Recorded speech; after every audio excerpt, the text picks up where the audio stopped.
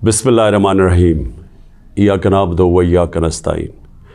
میرے پاکستانیوں، میں آج اپنی ساری قوم کو سمجھانا چاہتا ہوں کہ کیوں ہم اس جگہ پہ پہنچ گئے کہ ہم جیل بھرو تحریک کا آغاز کرنا چاہتے ہیں۔ اس کی کیا وجہ ہے؟ دیکھیں، ساری دنیا میں قومیں کسی قانون کے تحت چلتی ہیں۔ قانون کیا ہوتا ہے؟ وہ آئین فیصلہ کرتا ہے کہ کیا قانون میں جائز ہے اور کون سی چیز ناجائز ہے۔ جب سے یہ امپورٹڈ حکومت آئی ہے، اس ملک کے آئین اور قانون کی دھجیاں اڑائی گئی ہیں۔ حالات یہ ہیں کہ عدالتوں کی بھی باتیں، ان کے احکامات نہ پولیس سنتی ہے نہ یہ ریاست سنتی ہے۔ میں آپ کو مثال دیتا ہوں کہ ابھی حال ہی میں جب یہ امپورٹڈ حکومت بھاگ رہی تھی اسلام آباد کے لوکل گورنمنٹ الیکشن سے، تو عدالت نے کہا کہ فوری طور پہ ڈیٹ دو، بلکہ انہوں نے تو کہا کہ 48 گھنٹے میں کرواؤ۔ ابھی تک کوئی مہینہ ہونے لگا ہے تقریباً، ابھی تک الیکشنز نہیں ہوئے۔ اس کے علاوہ جس طرح فنڈامنٹل رائٹس، جو بنیادی حقوق، جو ہمارا آئین ہمیں ہمارے بنیادی حقوق کی حفاظت کرتا ہے، حالات یہ ہیں کہ لوگوں کو اٹھایا جاتا ہے۔ کتنے لوگوں کو، سوشل میڈیا کے لوگوں کو اٹھایا گیا، ان کو تشدد کیا گیا ان کے اوپر، صرف اس لیے کہ ان کی کوئی ٹویٹ تھی، اس کے اوپر اٹھایا گیا، تشدد کیا گیا۔ ابھی تک کئی ایسے لوگ ہیں جنہوں نے جس طرح کا تشدد کیا گیا، ابھی تک ان کا ذہنی توازن ٹھیک نہیں ہوا۔ اعظم سواتی، کون سا آئین، کون سا قانون اجازت دیتا ہے کہ ایک ٹویٹ کے اوپر ننگا کر کے اس کے اوپر تشدد کیا جائے، اور پھر جب وہ پھر سے اس کو جیل میں ڈالا جاتا ہے اور پھر اس کو کوئی 30 اس کے اوپر FIR کوئی بلوچستان سندھ میں کی جاتی ہے۔ شیخ رشید، آئین اس کو عدالت اس کو ضمانت دیتی ہے، اس کے باوجود اس کو اٹھا کے لے جاتے ہیں اور اس کے اوپر کیسز سندھ اور بلوچستان میں کر دیتے ہیں۔ فواد چودھری، عدالت 4 دفعہ کہتی ہے IG کو کہ پیش کرو فواد چودھری کو عدالت میں، اور وہ اس کو اسلام آباد لے جاتے ہیں۔ تو یہ تو میں تھوڑی مثالیں دے رہا ہوں جو شہباز گل سے ہوا۔ کسٹوڈیل ٹارچر، تشدد، یہ پاکستان کے قانون کے خلاف ہے۔ تشدد بھی ہوا اور اس کو کوئی ریلیف نہیں ملی، اور پھر ڈرایا دھمکایا گیا اور کیسز کیے گئے۔ پرامن احتجاج ہمارا تھا 25 مئی کو، اس کے اوپر جو ظلم کیا گیا، کون سا قانون اور آئین ایک جمہوریت میں اجازت دیتا ہے کہ پرامن احتجاج کے اوپر تشدد کرو؟ انہوں نے 3 دھرنے ہمارے اگینسٹ دیے اور لانگ مارچز کی، کس کے اوپر ہم نے کوئی سختی کی؟ تو میں تو یہ تھوڑی سی مثالیں دے رہا ہوں آپ کو کہ ہمارا سارا جو ہمارے آئین اور قانون کے اوپر جو اعتماد ہے ہم اس قوم کا، وہ اٹھتا جا رہا ہے۔ اور بلکہ ہمیں یہ خوف ہے کہ جو اب آئین جو جمہوریت بیس ہوتی ہے جس آئین کے اوپر، اور جمہوریت کے اندر واضح طور پہ ہے کہ 90 دن کے اندر الیکشنز کروانے پڑیں گے۔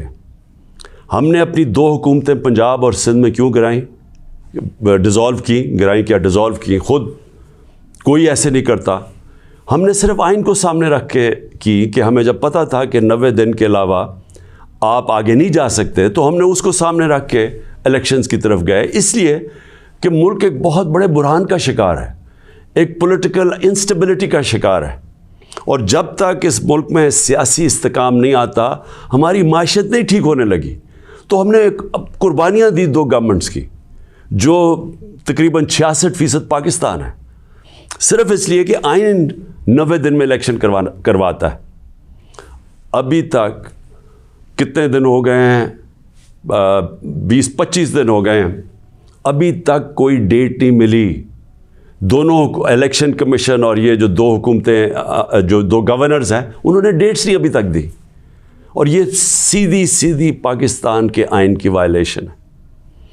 اور اگر یہ 90 دن سے آگے جاتے ہیں تو آئین بڑا صاف ہے اس میں کہ آرٹیکل 6 لگے گا۔ یہ ساری قوم اب دیکھ رہی ہے پاکستان کی عدالتوں کی طرف، اور میں یہ واضح کرنا چاہتا ہوں، یہ وہ پاکستان میں وقت آ گیا جو جسٹس منیر مومنٹ ہم کہتے ہیں، کہ ایک دفعہ ڈاکٹرن آف نیسیسٹی کے تحت ہماری جو اس قوم کا ڈاؤن سلائڈ شروع ہوا ہے، جو نچلا سفر شروع ہوا ہے، وہ جو فیصلہ تھا کہ ڈاکٹرن آف نیسیسٹی کے تحت آئین کو پیچھے ہٹا کے ہم نے طاقت کے ساتھ ہماری عدالتیں گئی. تو آج بھی وہی وقت ہے, سارا پاکستان دیکھ رہا ہے, ٹائم بدل چکا ہے. اگر یہ ہم نے دیکھا کہ اس سے آگے جاتے ہیں تو ہم نے یہ پلان کیا ہوا ہے کہ ہم نے اپنے آئین, اپنے ملک کے قانون کے رول آف لاء کے لیے, انصاف کے لیے ہم نے یہ جیل بھرو تحریک کا فیصلہ کیا, کیونکہ ہمیں کوئی نظر نہیں آ رہا کہ یہ جو وہ لوگ جن کی پر کرپشن کے کیسز, انٹرنیشنل انکشاف ہوتا ہے پینما کا, جس میں پتہ چلتا ہے کہ مریم نواز 4 مہنگے ترین لنڈن کی اپارٹمنٹس, جو کہ لنڈن کے سب سے مہنگے علاقے میں, اس پینما کے انکشاف میں پتہ چلتا ہے کہ اصل مالکہ ان کی مریم نواز تھی. اس کے بعد سارا ٹرائل ہوتا ہے, سزا ہوتی ہے. تو ان کے اوپر تو کوئی ایسا تشدد نہیں ہوا, ان کو تو جیل میں رائلٹیز کی طرح رکھا گیا. ان کے ذرا دیکھیں جیل میں کیسے جا رہے تھے. تو یہاں ٹویٹس کے اوپر تشدد کیا گیا. تو اس لیے 2 راستے ہمارے سامنے. ایک راستہ یہ ہے کہ ہم توڑ پھوڑ کریں, انتشار پھیلے گا ملک میں, سڑکیں بند کریں, پتھراؤ کریں, پہیہ جام سٹرائک کریں. تو ملک کے تو آگے حالات وہ ہیں, پاکستان کی تاریخ میں معیشت ادھر تک نیچے نہیں پہنچی جو انہوں نے پہنچائی ہے, اور یہ ہم سب کو پتہ تھا ہونا ہی ہے. اور ہم نے جو اس وقت ان کے ہینڈلرز تھے ان کو واضح کر کے بتایا کہ اگر آپ نے سازش کر کے حکومت گرائی گئی, ان سے نہیں سنبھالی جائے گی, اور نہیں سنبھالی گئی. تو آج کبھی بھی اتنا بڑا اکنامک کرائسس نہیں آیا جو آج پاکستان میں ہے. کبھی عام لوگوں کی زندگی میں اس طرح کی مہنگائی نہیں آئی جو آج آئی ہے. جو بے روزگاری بڑھتی جا رہی ہے, ایک طرف مہنگائی بڑھ رہی ہے, بے روزگاری, تو ملک کے معاشی حالات تو بہت برے ہیں. تو ہم اس لیے اس کو سامنے رکھ کے, اور 26 سال کی سٹرگل میں کبھی بھی ہم نے انتشار کی پالیٹکس نہیں کی. لہٰذا یہ پرامن طریقے کا احتجاج ہے جیل بھرو تحریک. میں آج اپنے سارے کارکنوں کو, بلکہ میں تو پاکستانی عوام کو بھی یہ کہتا ہوں کہ یہ اس وقت آپ پالیٹکس نہیں کر رہے ہیں, آپ اپنے ملک کے لیے جہاد لڑ رہے ہیں, حقیقی آزادی کی جنگ لڑ رہے ہیں. میں آج آپ سب کو کہوں گا کہ میرے اپنے کارکنوں کو کہ جو ہمارے ضلعی صدر ہیں, ڈسٹرکٹ پریزیڈنٹس جو ہیں, ان کے اوپر رجسٹریشن شروع کریں کہ جنہوں نے ہم پہلے ہر پاکستان کے شہر میں ہم جیل بھرو تحریک شروع کریں گے.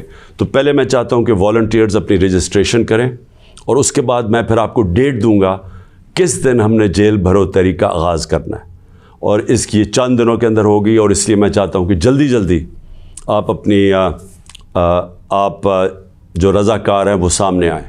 اور انشاءاللہ میں یہ سمجھتا ہوں کہ یہ جو ہماری تحریک ہے, اس سے ہم وہ چیز حاصل کرنا چاہتے ہیں جو پاکستان کو ایک حقیقی آزادی بھی دے گا, اور حقیقی آزادی کا مطلب حقیقی جمہوریت وہ بھی دے گا. اور وہ انشاءاللہ وہی ایک پاکستان کو ایک وہ جمہوریت جدھر رول آف لاء ہے, جدھر قانون کی حکمرانی ہے, وہی پاکستان کو اس دلدل سے نکالے گا. شکریہ.